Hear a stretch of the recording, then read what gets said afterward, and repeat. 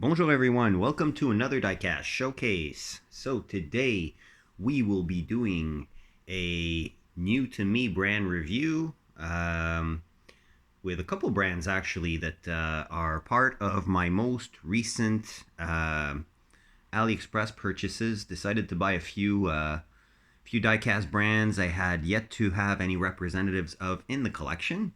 So got about 8 cars to review, plus a couple more that will be used for comparison's sake. And so it should be a pretty quick video. And we will dive right into it. So first and foremost, if you're ordering from AliExpress, one thing you have to keep in mind, these are coming from far if you're North American, or if you're European or whatnot there. But all in all, if you're not in the East, there's going to be a lot of shipping involved, and a lot of times you will end up with shipping damage. So buyer beware. First car we're going to be checking out is actually a car that from a brand that I had yet to experience. It's part of the CCA brand, and they are that stands for Cool Chic Auto, as you saw, and the brand in question is MSZ Metal Speed Zone. So the car in question is one that was actually reviewed not too long ago by Gary's Diecast collection that bought a whole bunch of these and unboxed them. I actually did buy one as well. It would be this really cool 1/70th scale Bentley Flying Spur Hybrid. So this is actually, I think, the first four-door Bentley that I'm going to be adding to the collection. And as you can see, it had quite the trip coming over to Canada from China.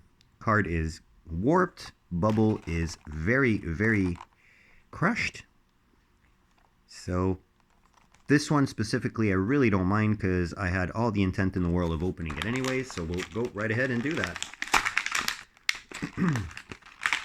Now these cars are, to me at least, kind of like Maestos, but of a slightly higher quality. Maybe more something in the lines of, I don't know, kind of like maybe Real Toy or something like that. So the model in question does seem to be intact despite its shipping journey. So here's your model.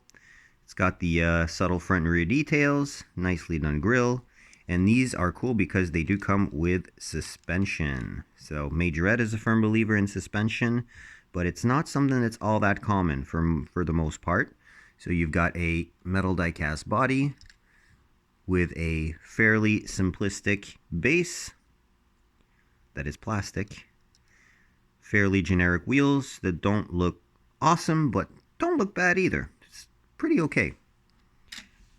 And there you go. Here's your model. Nice British racing green. I went with that color as opposed to the red that Gary showed off because, well, it's a British car and British cars always look great in British racing green. So that's going to be the first car that we're going to be checking out. So look at this suspension though, eh? You can slam that down. Very cool. So decent. This is about the price. Let's see. Let me calculate here. Should come up to about $4 US. So, you know, not all that expensive. And, you know, these do come with interiors as opposed to Maestos. So, all right, next up. This next brand is actually going to be kind of like a cheat because I do have one representative in the collection. I decided to buy another one and got a little surprise in the sense that I got more than what I actually bought. So, we're talking about the Jackie Kim brand, JKM now. First vehicle, I'll start with the one that I actually didn't order but I still received for whatever reason. It would be this Jeep Grand Cherokee Trackhawk. As you can see, again, box did get, I don't know, damaged, I guess, or kind of like crushed on a corner there. And I kind of like the box design of these. So you have the drawing of the car on the front. Kind of like a side blueprint side view. A little bit of information that I can't really decipher for the most part on the back. except for, well, obviously the English version. And the rest of the box is solid white. So let's go ahead and open this guy up and see what we have inside. So here we are. Put the box in the back here. There we go. And get the cart out of the little baggie here. And here it is. Now, I did have this model in my shopping cart, but not this colorway. We have the silver version here. I was going for the dark green with the sand effect on the side and on the tires. And decided not to pull the trigger because I wanted to limit myself to just models that, you know, I didn't have an exemplar of. So, well, this came in the mail, so not going to complain about it. It's a really nice model. Really, really nice model. It's got the really fine details, front and back. Lens lights throughout.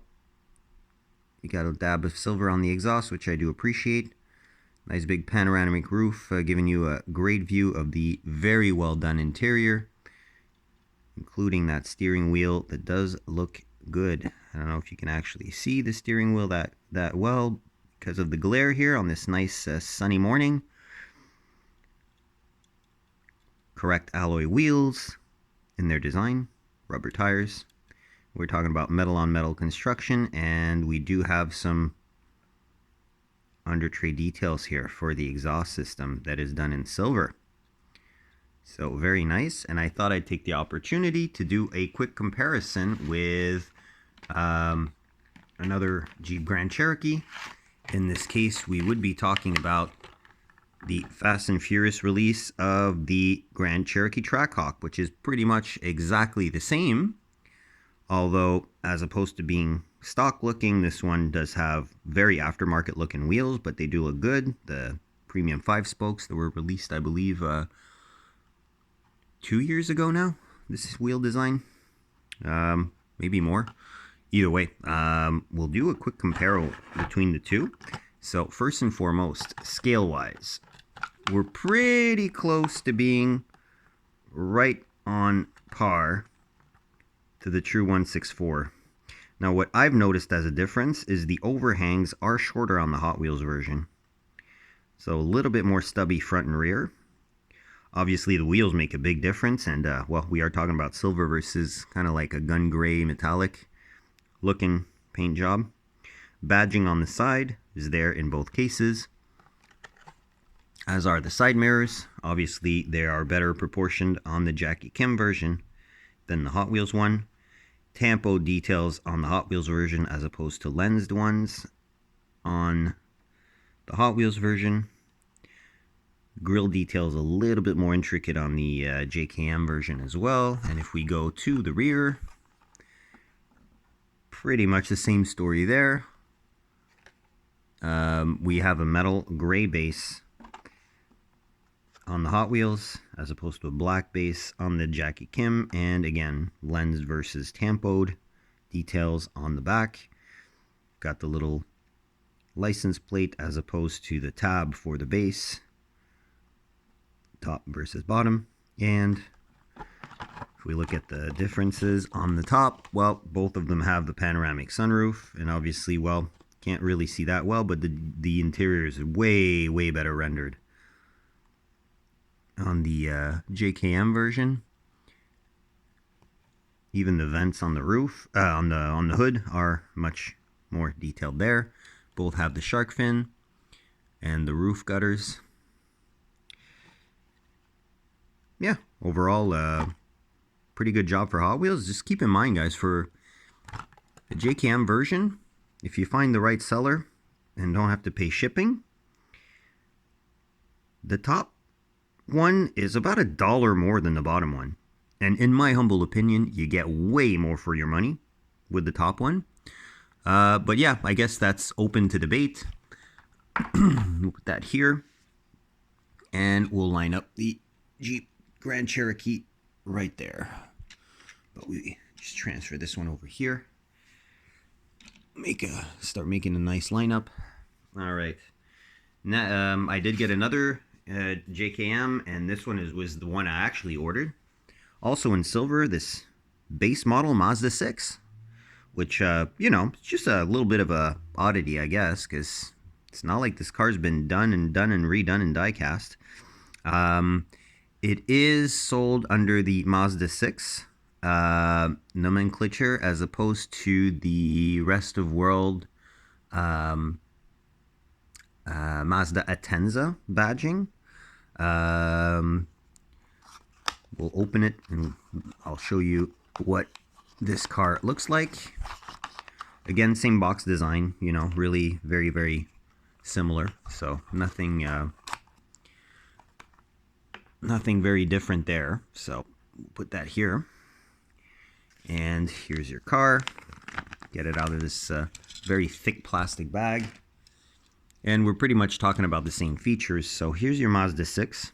You can see it's definitely a base model, as it doesn't have the ground effects kit. It has the smaller 15-inch wheels, which weren't even offered on the North American market. We had 16s as standard.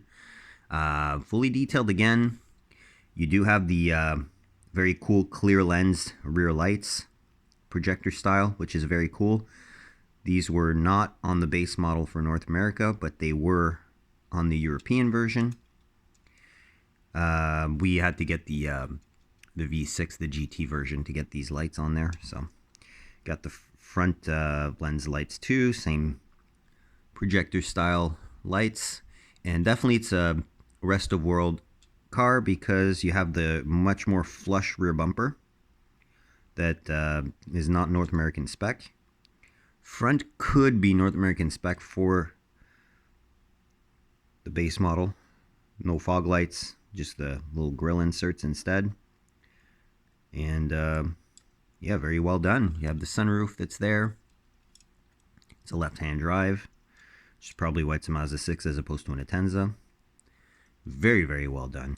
Very well done. Again, same thing here. We have some exhaust details on the, well, at least the muffler, with the twin exhaust pipes. And there's your base. Metal base, and you can see it's a screwed in car basically, so screwed in base, so you can take these apart if you should desire to do so.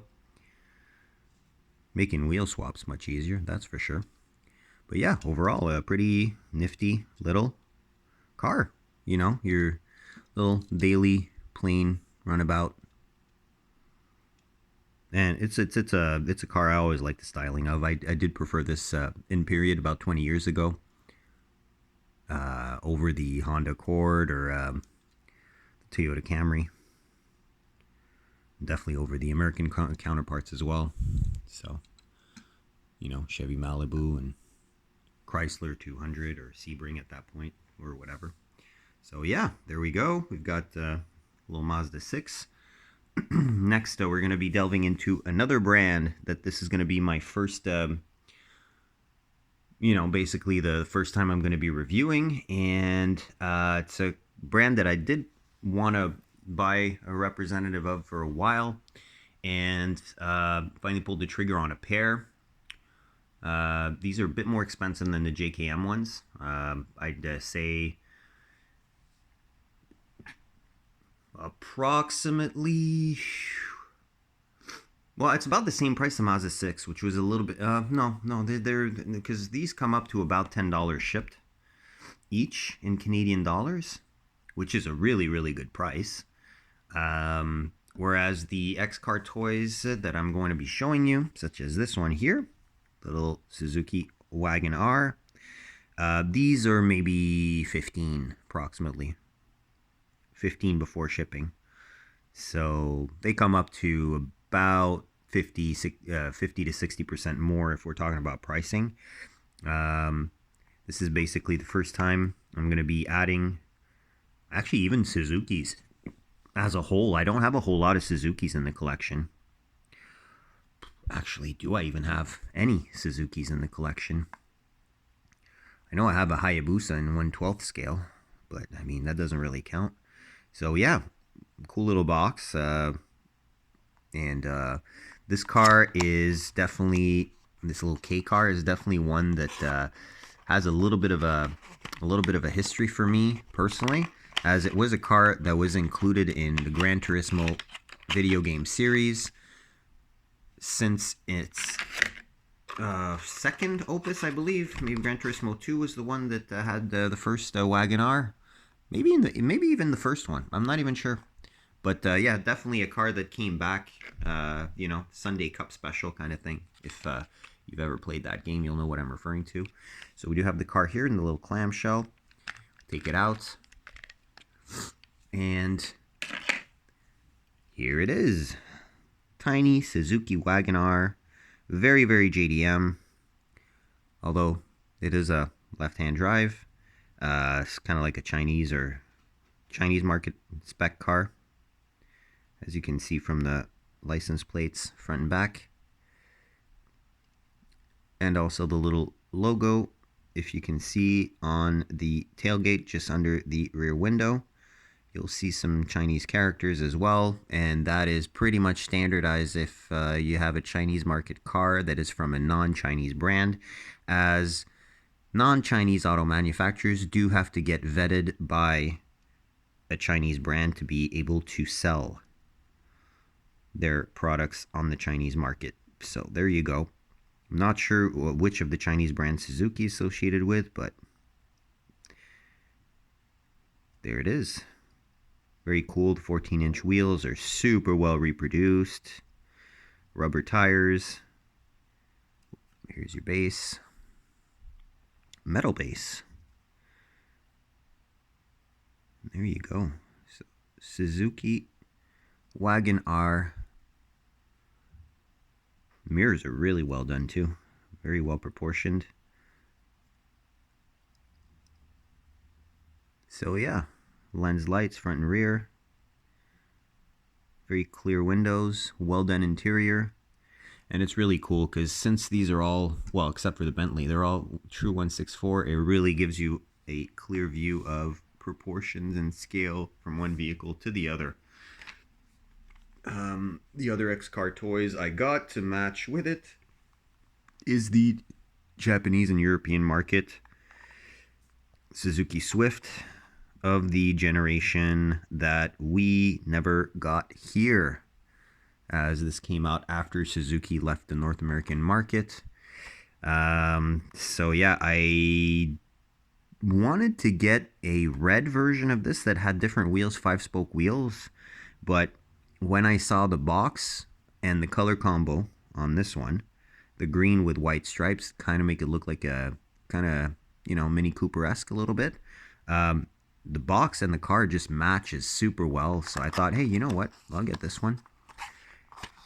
So slightly bigger than the Suzuki Wagon-R. This is not a K car. This is really a subcompact hatchback. I'm gonna check that out right now. Get the box closed. This also did suffer a little bit of shipping damage on the box. As you can see, it got crushed here, but no big deal. No big deal. All good. All right. And here's your car in the clamshell. And here's your car out of the clamshell. So a nice dark British racing green. Very nice metallic flake in there, as you can see. Great details. Lens lights again. Metal base. Screwed as opposed to be riveted. Nice little multi-spoke alloy wheels. This is not a Swift Sport, so we got a dab of silver for the exhaust, tailpipe at least, a little spoiler on the back, and a nice light colored interior, or at least seats, which is very cool. Gives it like a two-tone look versus the dash and the steering wheel that is black. Very, very nice little model. All the badging. I wish we had gotten this generation, honestly. I think it would have done very well in Canada, at least. We do love our tiny hatchbacks, so. But unfortunately, we did not get that model here, although we did get a couple exclusives small hatchbacks that US didn't get, namely the previous gen Nissan Micra. So yeah, next, still a little bit XCarToys, but not quite. I did purchase my first Poprace, and when this specific casting came out, I knew eventually I was going to get one.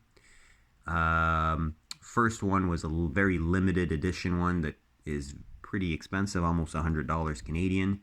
But then subsequent color waves did come out and are projected to come out. But if you guys are fans of JDM vehicles, this is a must-have, as Diecast Dude would say. Definitely a must-have.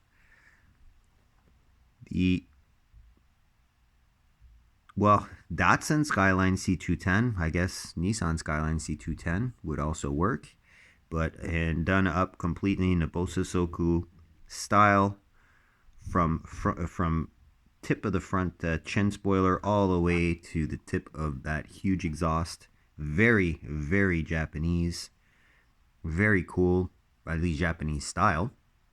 And yeah, this is the silver with orange graphic livery, and we will dive right ahead into getting this out of the box because it is a beautiful piece. I didn't inspect all these before showing them off to make sure that they were intact, complete, and in showable condition.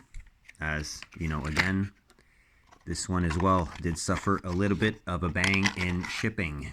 As you can see, corner of the box here is a little bit crushed. There's a little tear here and a little fold here.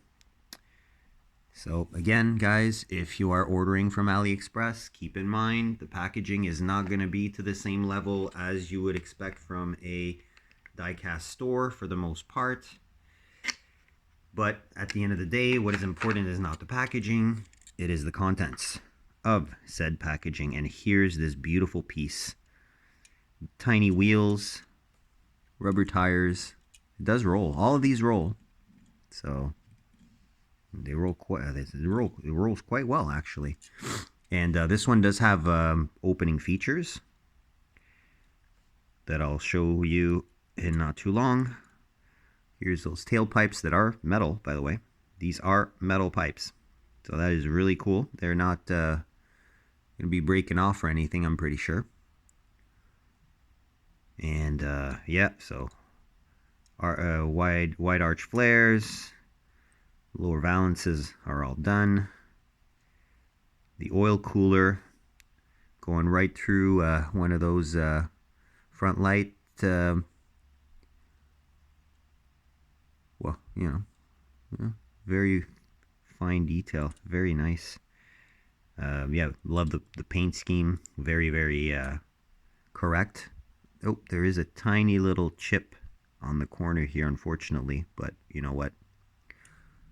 I'm willing to forego that. It doesn't really matter. I'm okay with that. It is what it is. I mean, the first one, the BAP special limited edition, is about $85 Canadian before, well, shipped. Whereas this I believe is the second color wave after that one, and there's a third one coming up in silver, but with matte black as opposed to orange graphics. So be on the lookout for that. That's on pre-order all over, wherever you pick up your diecast. And we're gonna check on the opening parts here. You have to give me a second because the shut lines are very tight, and these are not necessarily easy to open. But look at this. Look at the engine detail. That's straight 6 on individual throttle bodies. Very cool. I believe this would be an L20 engine, if I'm not mistaken. Very nicely done. You got the anti-roll bar. That is done. And there's air passing in between the engine head and the anti-roll bar, which is great. You got the dark orange head of the engine. tiny, tiny chrome mirrors tilted up at an angle, which is typical. And this also has an opening trunk, which is very cool and very unusual. I know that the Nissan 400R R33 Skyline is going to be coming out. That has the same features here. So, and of course, this is reminiscent of that V8 swap Hako that also came out in orange. Poprace is amazing. I do love their models, and I'm really happy to have this first representative. I might be going back for more in the future if we're talking about some of their releases, because I really do enjoy this, and it definitely is within the realm of my diecast interests. All right. Next brand representative that is new to me will be my first model from DCT. Now, DCT has a bunch of models that are very affordable and that are very nice looking, and they're coming out with some nice Mercedes-Benz models. They've got a really nice Peugeot 505 station wagon that definitely I'm thinking of purchasing, although the wheels I find are kind of a little bit too oversized. You know, there's the new BRZ that's being produced by them as well. A whole bunch of different, you know, STI and the last STI generation and whatnot. There's a bunch of things that they're doing basically that look really good. Now, I decided to go with this guy, the AE8611 Coupe. I do love my AE86 Corollas, and this is the first 11 Coupe that I get. Even the 11 front, I don't think I have any representatives with the 11 front. You know, there's a bunch of people that make it, Hobby Japan, Tomica, and whatnot, but the Coupe is the less loved of the two. And this, again, is extremely good value for the money, in my eye at least. I do have a local diecast store that does have this, but I managed to pick it up for about, this was what, not even 10 bucks shipped. Not even 10 bucks shipped. So again, for me, about $1 more than a Hot Wheels Premium in store. Not even $1 more. And look at all the stuff that we get for that price. And first and foremost, take it out of the sleeve. Nice little sleeve, and I love the textured. It's kind of like dimpled a little bit.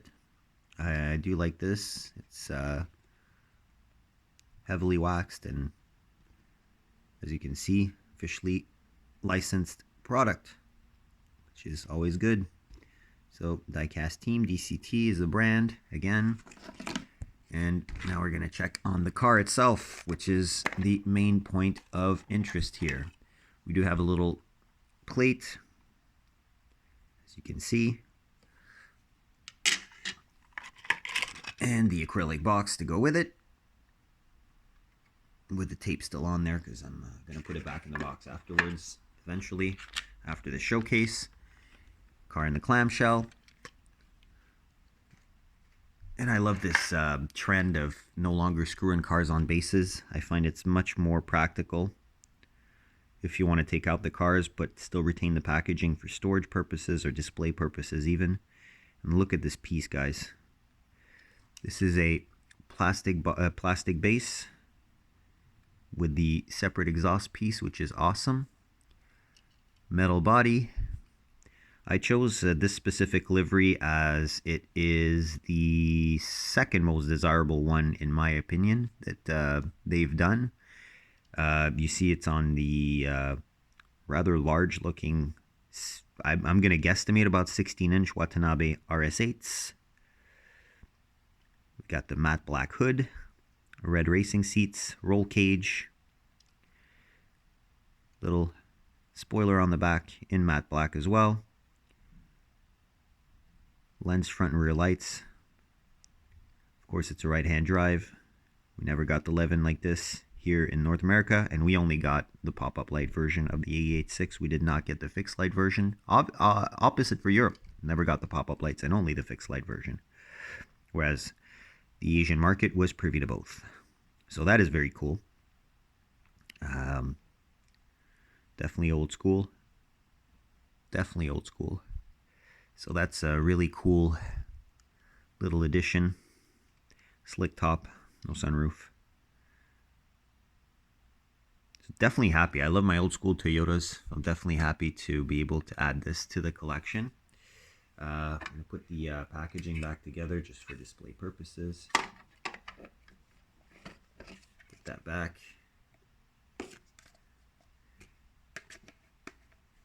In the sleeve. Put this on top here. There you go. And last piece that I'm going to be checking out with you today is actually something that's a little bit different. Both for the type of model and the scale.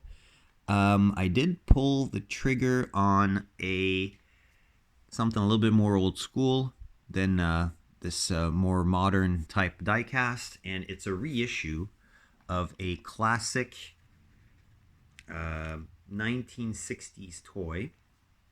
We are talking about a Dinky Toy reissue Matra 630 Le Mans car. This would be a car that raced in the early to mid 60s, and it is in 1/43rd scale. This is a reissue by Atlas of the original Dinky Toy. Basically made the same way. Pretty much the same type of construction and design. And as you can see, we've got the details in French on top and Italian on the bottom. So that translates to rear opening hood. The front frunk, I guess, is removable. Super detailed engine. Competition tires. And comes with a decal sheet. As you can see, there's a bunch of sponsors on the car. The Elf and the Equipe Matra, Elf and whatnot, the driver names and whatever this is on the rear fender. So let's get her open. I'll show you what this looks like. So very small box, just big enough to fit the car in. So first and foremost, you've got the decals here, all in French.